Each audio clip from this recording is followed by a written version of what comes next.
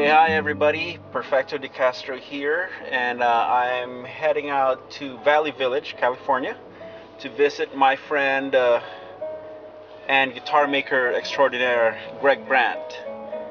So while I have my handy video camcorder here, we're gonna see if we can get a video interview out of the guy and get to know him a little bit better. Okay? So, stay tuned.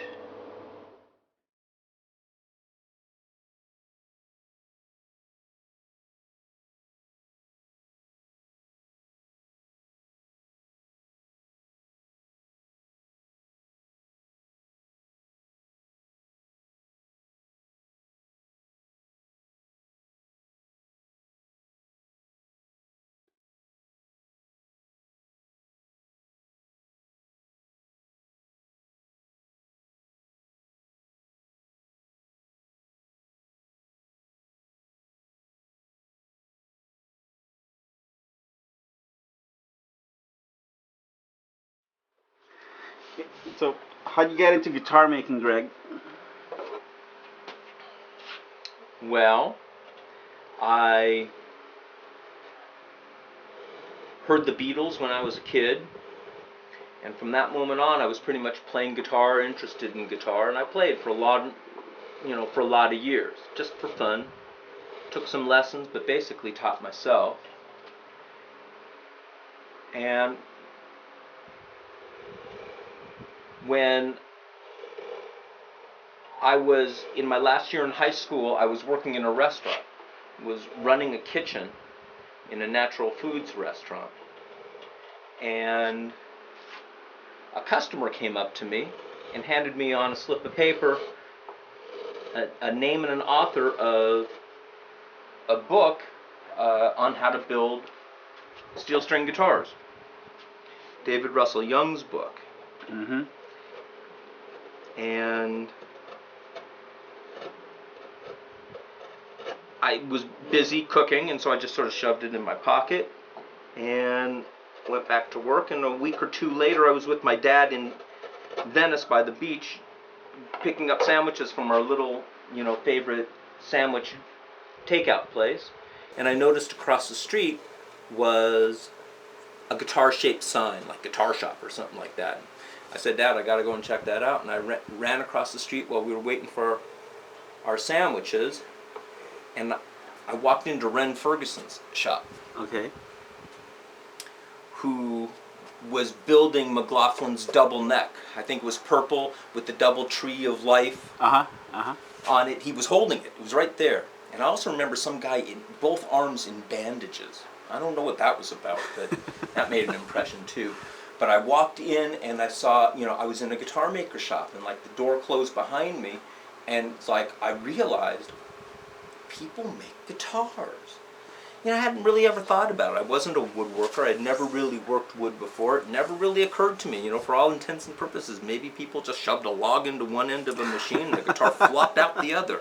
I really didn't know. I've heard lots of stories about woodworkers saying, well, wait a minute, I work wood, and guitars are made of wood. I can build that, but I wasn't a woodworker. I just, I bought a guitar. I had a Yamaha. And I reached into my pocket and I had that piece of paper with that, name and title on, and I thought, well, let's get that book. And I went to the library. I think I went to the library and bought it. It was a Chilton book. Chilton was always famous for their automotive books, and so maybe I even got it at a Pep Boys because they carried all the Chilton books. I don't remember. And read it and found that David Russell Young lived here in the valley and was close by, and would, I called him up. I found his phone number in the phone book, and he said he would make materials available to me and stuff like that. And pardon my back.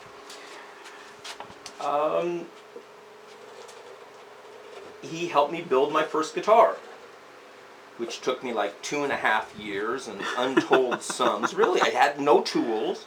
I would run out of information. I would run out of money for tools. I would make stupid mistakes. I was building on a on a low coffee table. I got pictures somewhere still of me building that first guitar, kneeling down, working on a coffee table, and on a breadboard in my kitchen, and in an apartment. Wow. And was building the guitar and having a great time, and got sort of halfway through that and had one of those little momentary mystical experiences where I thought, my hands know this work. And I just sort of pursued it. Got a job in a tool store in Beverly Hills, of all places.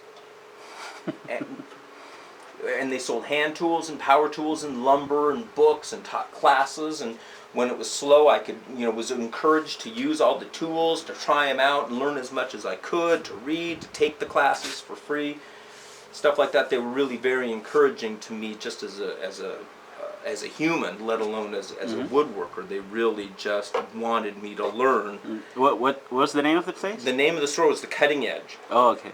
And long live The Cutting Edge. It was just an amazing place.